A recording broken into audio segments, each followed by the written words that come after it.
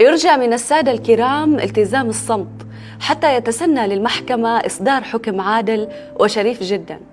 اسمك اسمي وطن محتل من سنين الغدر، عمرك عمري عمر هالكون من فجر الدهر، مهنتك مهنتي شحاد على أبواب العرب، أولادي يتامى أشحذ النخوة وطعميهم وعود، نحلم بأسطورة حلوة للخلاص من اليهود.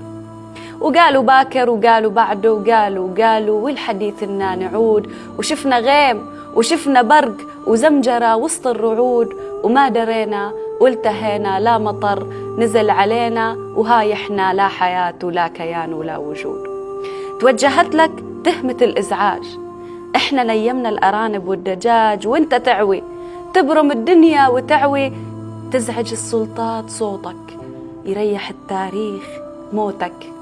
وبعد التحري والدراسة والتحري عرفنا ألغاز الحكاية أنت السبب، كل الجرائم والمصايب والشغب عند العرب أنت السبب، ولهالسبب والكل سبب ولأي سبب، باسم الحكومات الرشيدة والزعامات العليلة حكمت عليك المحكمة بالموت، والليلة تنفيذ الحكم. المرتشي يطلع براءة، خاين بلاده براءة، مجوع ولاده براءة، وكل جواسيس العروبة تطلع الليلة براءة.